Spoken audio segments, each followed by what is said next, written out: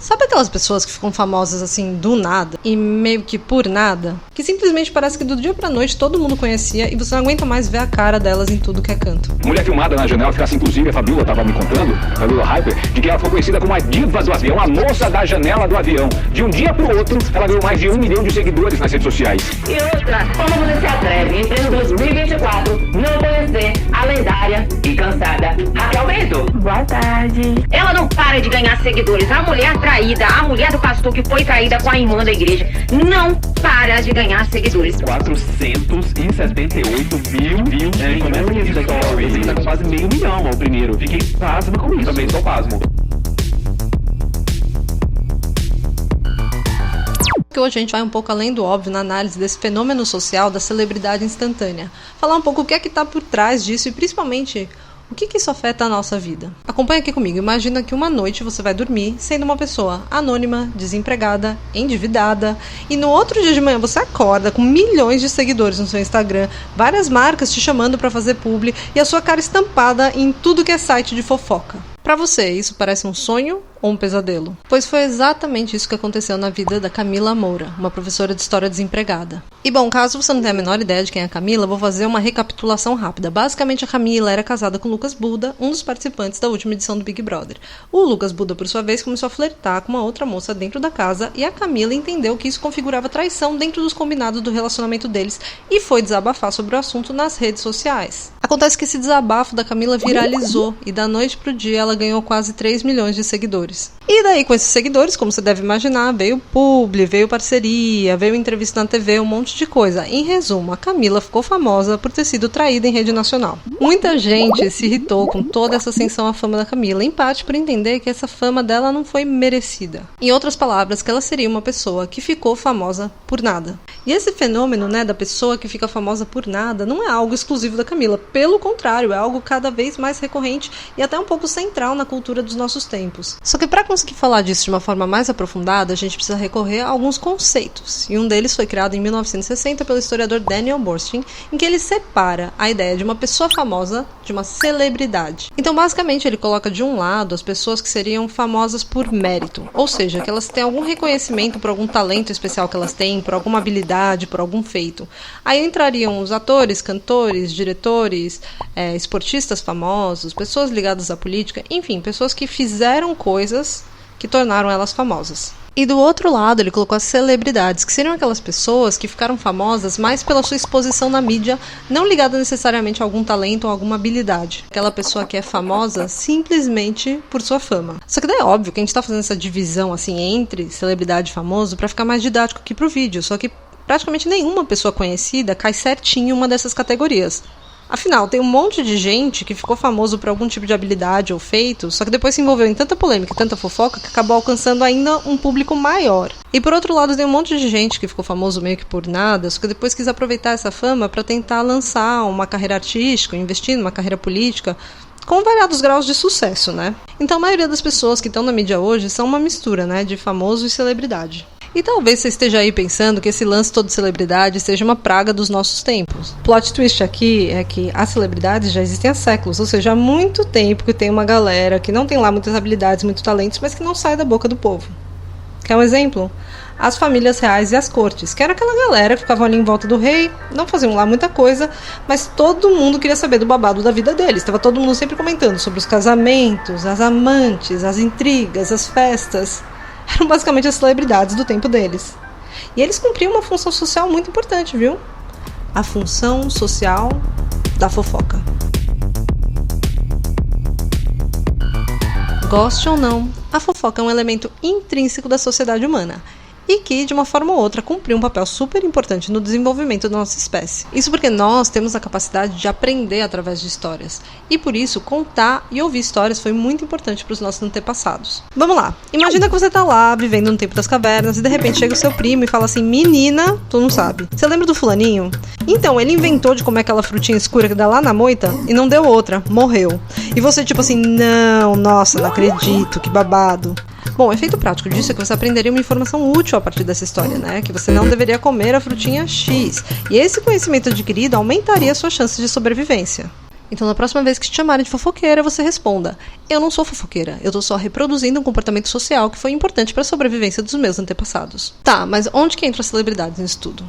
Bom, alguns estudiosos têm uma hipótese de que fofocar sobre celebridades é percebido pelo nosso cérebro como uma opção melhor do que fofocar sobre pessoas do nosso convívio imediato. Primeiro porque a gente, em geral, percebe como menos moralmente questionável fofocar sobre uma celebridade do que fofocar sobre uma pessoa da nossa vida. Porque não dá aquela sensação de tô falando mal pelas costas, e também as repercussões tendem a ser muito menores, né? Existe uma percepção geral de que como a celebridade voluntariamente se expõe à opinião pública e que de alguma forma ela recebe benefícios por essa exposição, então seria mais aceitável falar sobre a vida dela. Além disso, é mais fácil fofocar sobre celebridades, porque em geral elas são mais amplamente conhecidas, né? Por exemplo, quando você for conversar com sua amiga, é muito mais fácil você fazer uma fofoca sobre a Kate Middleton, que é alguém que ela sabe quem é, do que você falar da Carol da contabilidade lá do seu trabalho, que ela não tem a menor noção de quem seja. Ou seja, quanto mais conhecido é um famoso, mais fácil é fofocar sobre ele. E quanto mais fácil é fofocar sobre ele, mais a fofoca se alastra e mais famoso ele fica.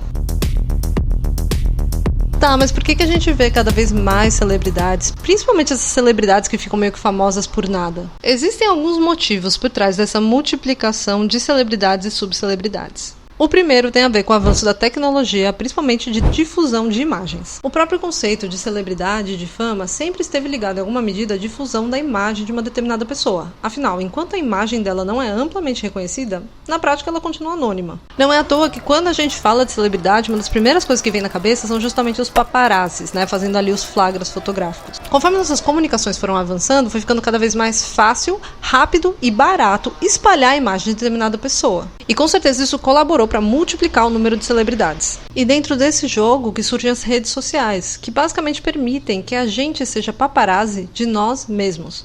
A gente fica constantemente capturando e difundindo a nossa própria imagem. E as redes sociais ainda servem como uma espécie de um fórum para você se informar sobre a vida da outra pessoa, consumir as fofocas e debater aquilo com terceiros. E a gente ainda precisa citar o surgimento e o boom dos reality shows, lembrando que um dos principais objetivos direto ou indireto desses reality shows é justamente fabricar celebridades. Já é tão esperado que esse seja um resultado que as emissoras ou produtoras desses programas já impõem contratos ali de exclusividade, justamente para poder controlar e capitalizar em cima dessa fama instantânea que rola. E esse rolo todo só nos confirma que a gente está cada vez mais mergulhado naquilo que Guy Debord chamou de sociedade do espetáculo.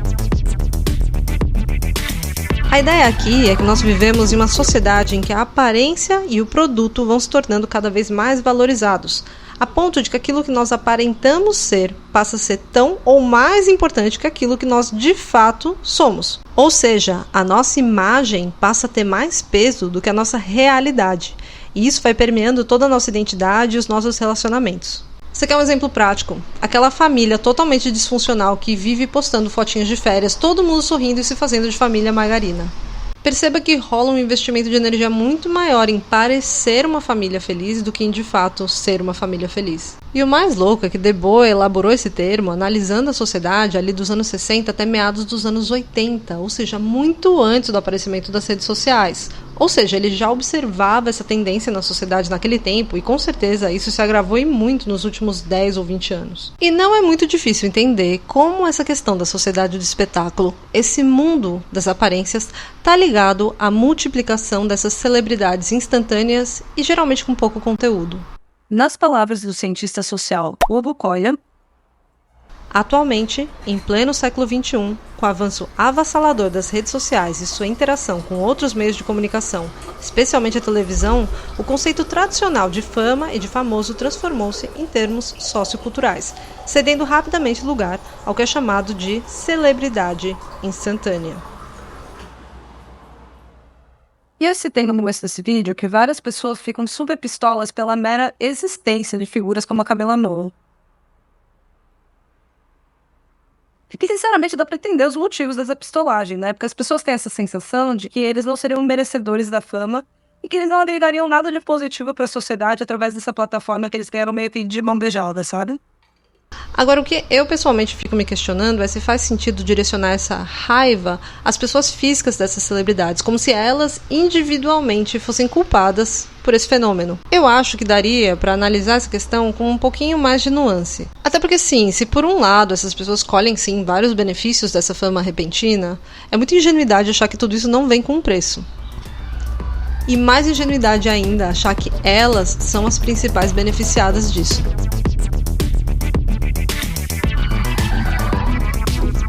Bom, começando pelo óbvio, existe um impacto psicológico de você simplesmente ficar famoso do nada.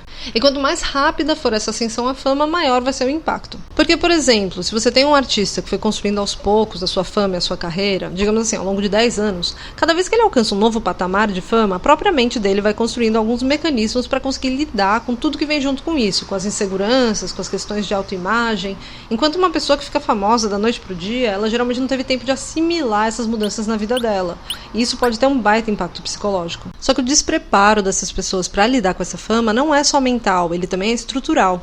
Porque diferente das pessoas que conquistaram sua fama pouco a pouco, essas pessoas geralmente não têm um know-how de como lidar com as questões da sua imagem, de contratos, e elas também não estão cercadas por uma equipe muito cuidadosamente construída ao longo dos anos. Além disso, todos nós já percebemos que a fama dessas pessoas tende a ser muito mais frágil e quase sempre transitória. Elas dependem que a mídia continue sempre falando delas para que elas permaneçam famosas.